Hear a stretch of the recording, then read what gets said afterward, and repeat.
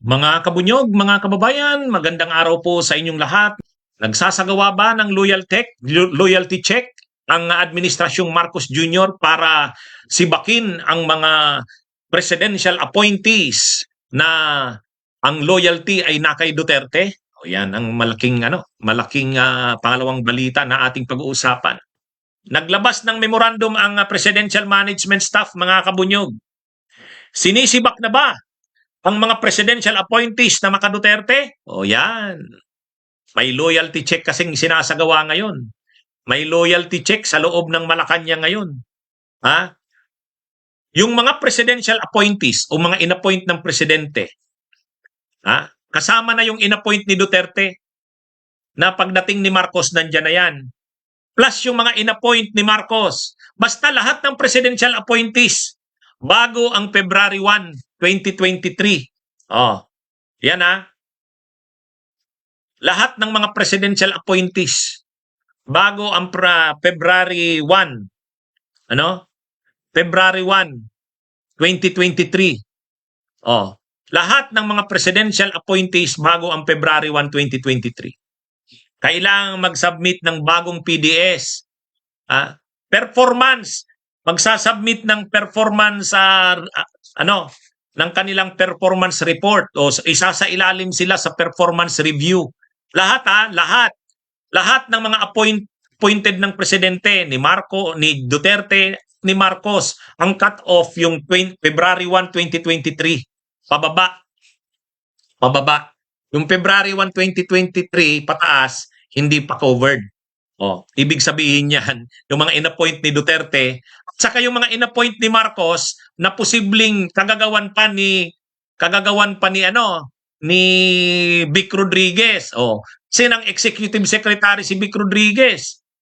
Ang daming mga tao siyang nilagay sa pwesto. Plus yung mga tao pa ni Duterte nakalagay pa yan sa pwesto.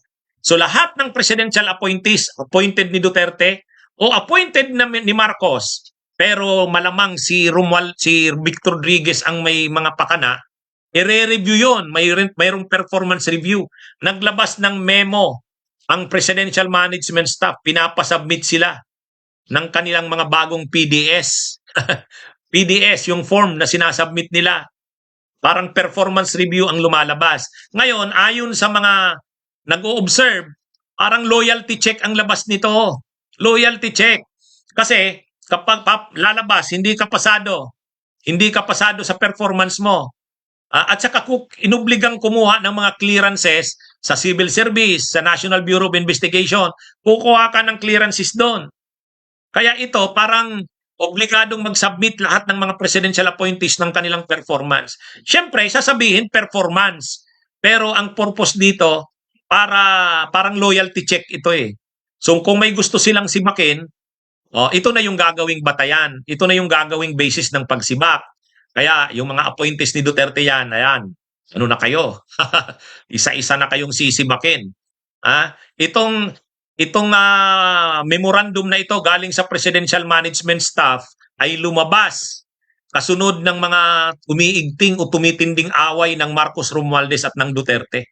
Kasunod ito ng mga mga atake, mga bira ng kampo ni Duterte kay Marcos Jr. at sa administrasyon nito. Kaya parang hindi maitatago na ito'y parang loyalty check ang labas. Isasailalim sa pagbusisi lahat ng mga presidential appointees. Yan. Dito, pwede nang sibakin. Pwede nang sibakin yung mga na-appoint ni Duterte na nandyan pa rin sa gabinete. Yun. Yung kasi mga in-appoint ni Duterte, nandyan yan, nagtatago lang, tahimik. Ayaw nilang magpapansin. Ayaw nilang magpakilala na sila yung mga DDS. Kasi na-appoint sila ni Duterte. Usually, yan yung mga gumamit ng connection kay Bongo. Kuya Bong. Kuya Bongo. Yan, na-appoint sila ngayon. Ngayong na-appoint na sila, nagtatago sila dyan. Hinihintay nila na hindi sila makilala na mga DDS sila. So nagtatago sila. Ay ang Marcos naman, isa-isang tatanggalin dyan yung mga natutukoy nila, mga na-identify nilang DDS. Kasi ngayon, loyalty check na ito. Hindi pwedeng ang mga nakaupo na lalo mga undersecretaries, assistant secretaries, regional directors, lalo pa yung mga wala pang seso, yung mga hindi pa nakakuha ng career executive service eligibility. Ayan, madali silang masibak. Madaling masibak 'yan. So, ito yung pamamaraan ng malamang, ito yung pamamaraan ng administrasyong Marcos Jr. para mag-loyalty check, para yung mga tao ni Duterte na nandyan pa, nagkukubli, nagtatago, ha? Diyan, maaari na nila itong bunutin isa-isa.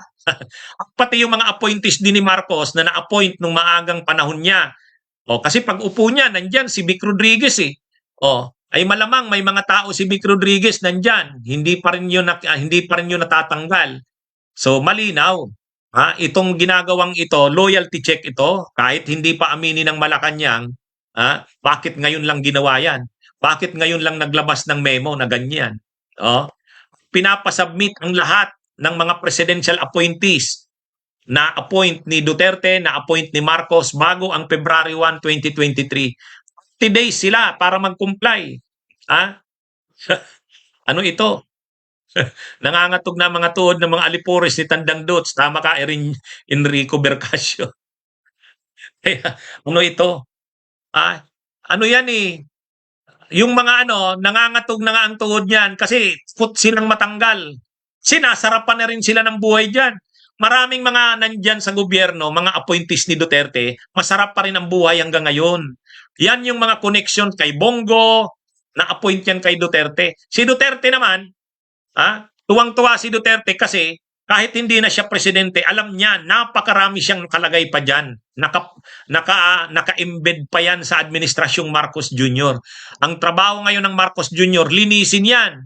Linisin yan. Ang problema, paano niya gagawin yan? So ito, idadaan sa mga performance review. Pero ang layunin yan, malamang, hindi malayo. Loyalty check yan. Loyalty check yan.